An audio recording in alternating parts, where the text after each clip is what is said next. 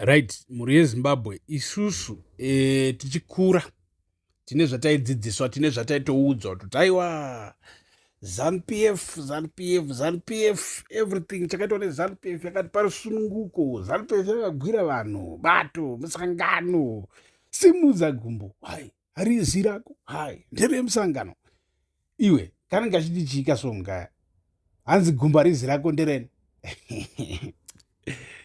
So when we talk about the liberation struggle, when we talk about independence, when we talk about everything is tied to like, oh, it's ZANU PF, it's ZANU PF, it's ZANU PF. But those who talk about a journalist panap manje mu Zimbabwe, he's trying to make people see something else, see the truth.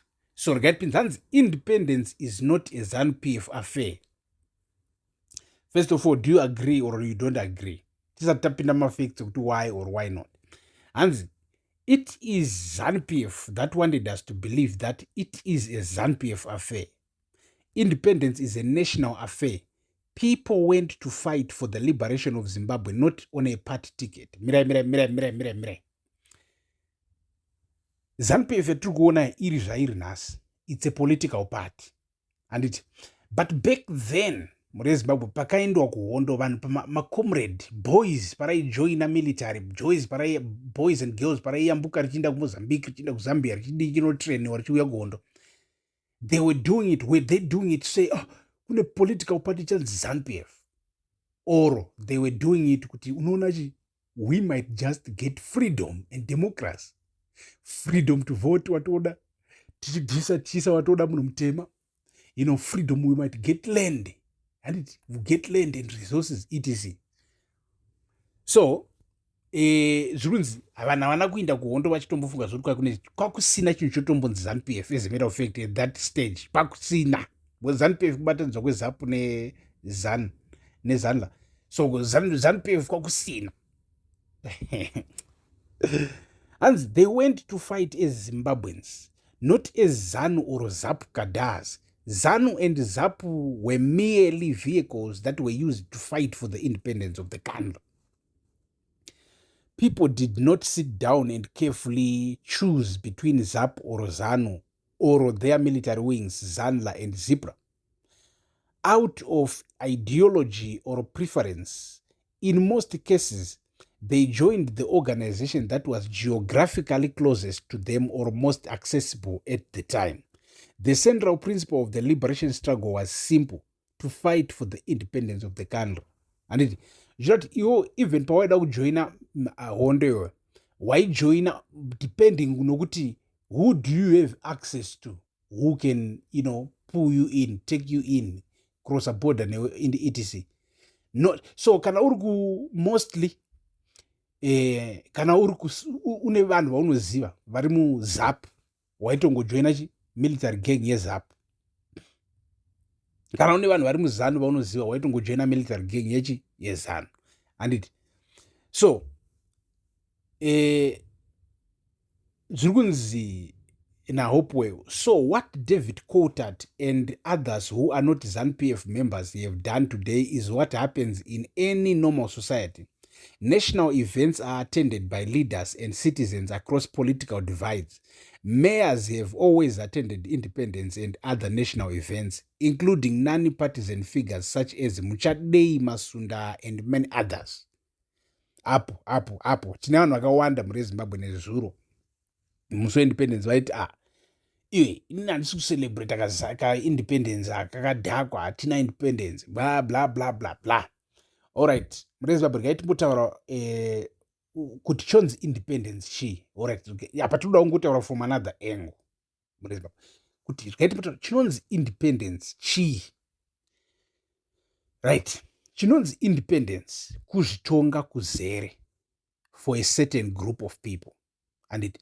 So isusu muZimbabwe taiti isusu we are Africans, dark-skinned Africans. Muzimbabwe vanotaura Chishangani, vanotaura Chishona, vanotaura Chindevele, vanotaura Chitonga, vanotaura Chichichichi. And all of these groups, tribes, they are African people. They were treated the same badly by the colonialists. So African people in Zimbabwe vaitoda kuzvitonga kuzere isu sema-Africans. Ndo kubvisa kwatakaita macolonialist. That's why people went to war.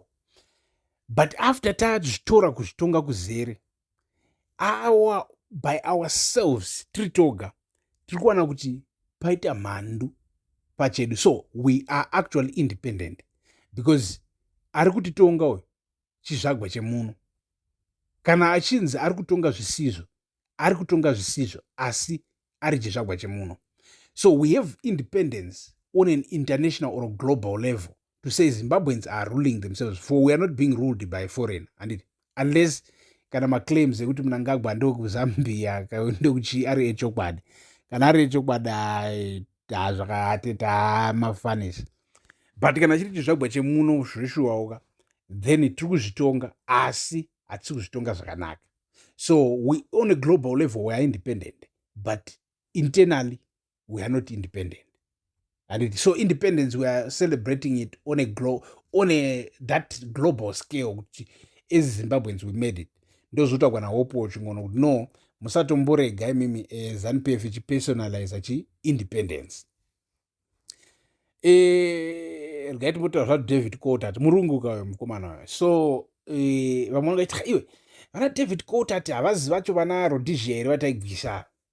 Well, according to information yandakambosangana nayo from David Coulthard himself, no, David Coulthard actually was fighting oppression, was fighting colonialism. White oxide rema Africans during that time. If the mistake I got from him is not distorted, white oxide rema Africans. But besides, even kune varungu vari muZimbabwe vekuti they were on the side yevarungu vachitogwisa vachita say, I think, consciously, on a mental level, now that Africans are ruling, they understand it. You know what? Zvataita paipa zvakadhakwa zvasiri sustainable. Do you understand that part? You know kuti iwo kana uchibatira vanhu at some point they're going to rebel. And if they don't rebel, you ask yourself, why are they not even rebelling? Because they have to. Because you are oppressing them. You understand? So the white people in Zimbabwe, I believe they have that, conscience. They understand it. Right, statement. The idea that someone attending an independence event must be part of some hidden political scheme is exactly the kind of thinking that perpetuates the false nation that Independence Day or Heroes Day as ZANU PF affairs. That thinking is wrong and must be challenged. Apo mire turikutaura zvemagamba vanhu vakafira nyika kana kuti vari kufa izvezvi vari kuigwa paHeroes eka kana kuti the real Heroes Day celebrations, Heroes Day. Iwe kune vanhu vanhu vakaenda kuhondoka vanga vasingatomboda basa nepolitical party, vaiva nebasa neZimbabwe. Vamwe vavo vakasara masango, vamwe vavo after hondo vakadzoka asi vakazoshaika. All those people, whether vakabigwa paHeroes eka or havana paHeroes eka, when we celebrate their spirits, when we, unite with them, unite in those same ideologies that they had, the ideology that drove them to go and sacrifice themselves.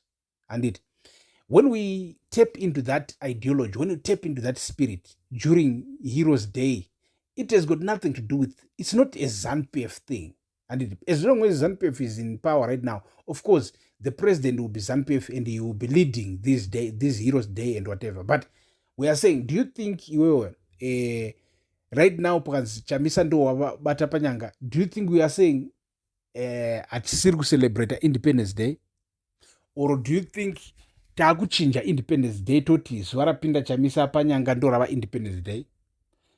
Do you think taakumira kuita Heroes eka, Heroes and Heroes Day?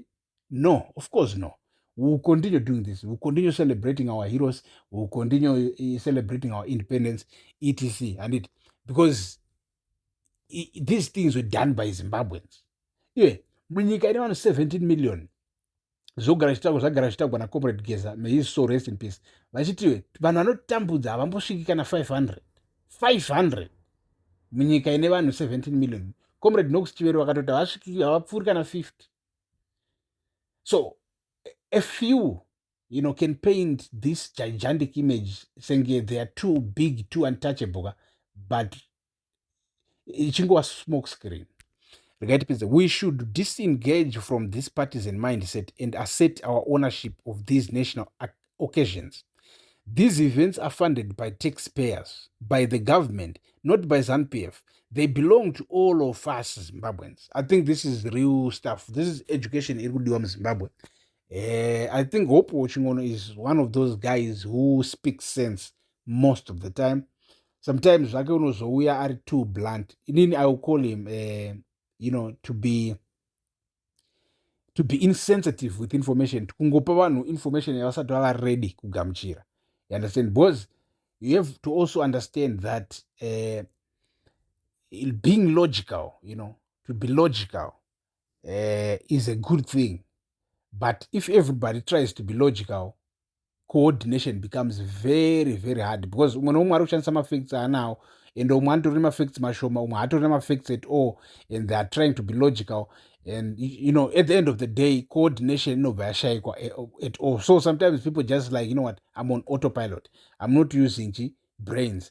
Ndirikungosapota chamisa because that's what's there. That's the biggest opposition. Otherwise, ndingada kutanga kuti ndiongorore chamisa uyu ndimushoropodzeka. Ndopedzisira ndisina kana one wokutoti ndisapote. You understand? And therefore, kupatsanurika kowandisa. You understand? Because vanhu nevanhu vane mamistakes avo. Hakuna munhu asingakriticiziki zvokuti unotoona manegatives. Handwaiza. So anyway, muri Zimbabwe, tripo pamuzinda wevanhu. Stay tuned, stay subscribed, and thank you for watching.